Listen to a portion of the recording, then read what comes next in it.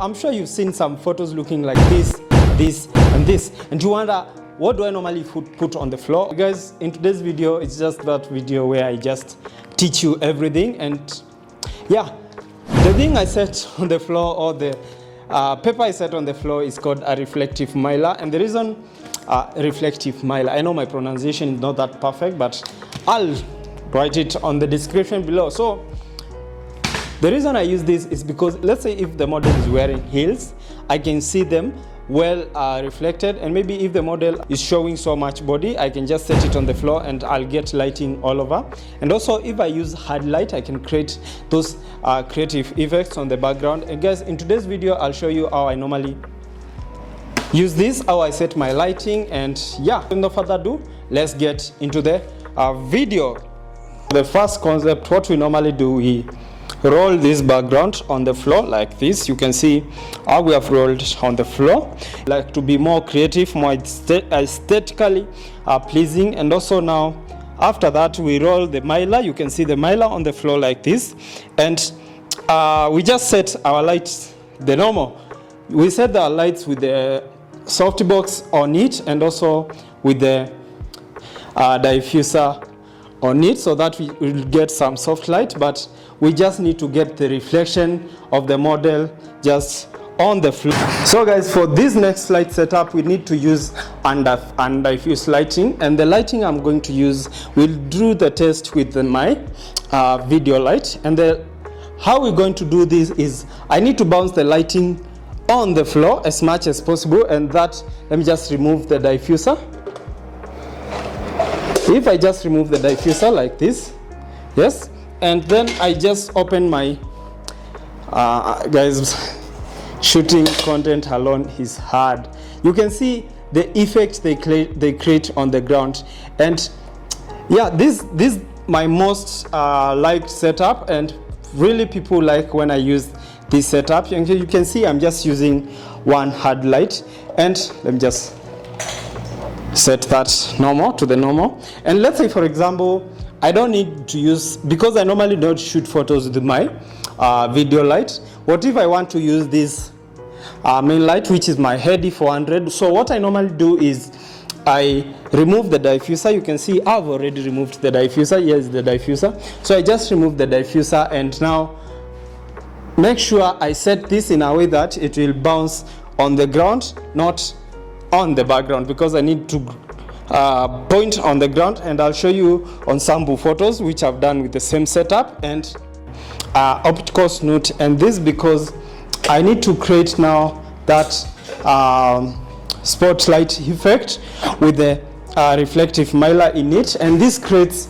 some really amazing images like this one right here.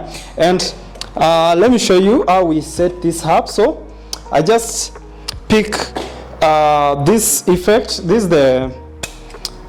is the circular effect. I don't know if my camera has focused on it. Yeah, this is the circular effect, and or the circular shape. And what I do, I insert it right here in my snoot, just like this.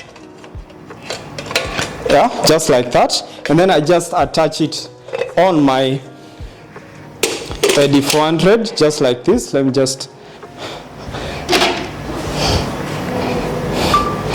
Now I attach it on my Heady 400 just like this. You can see how good it's looking. And yeah, it's looking nice, and it has to look nice for it to create some really nice shapes or really nice images. And now I go ahead and turn on my Heady 400.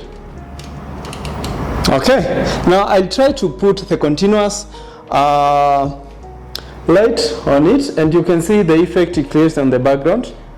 Yeah, like that.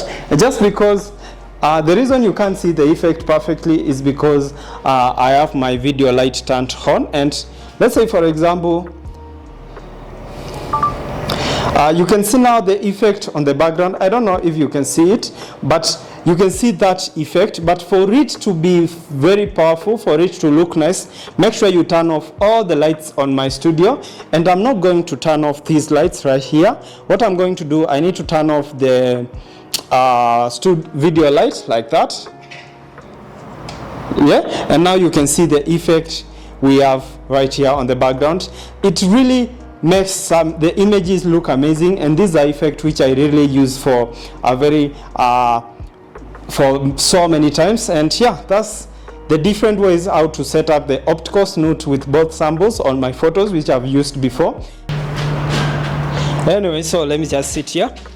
So guys, hope you enjoyed today's video. My name is Mutemwa, and guys, just if you're new here and you haven't been watching my videos, the good news is YouTube just monetized me, and just not all about monetization, accepted me to their partnership program, and that's why you can see the join button next to my subscribe button. So guys, what that means is you can join to my esteemed fans, or esteemed maybe fellow photographer, or just my esteemed fans and subscribers, the closest gang.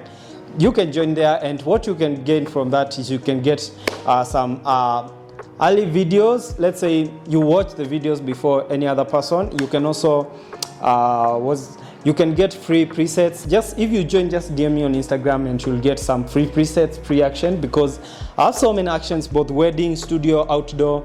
And yeah, so guys, hope you enjoyed today's video, and if you liked it, make sure you subscribe to this channel, and see you in the next one. I'm out. Peace.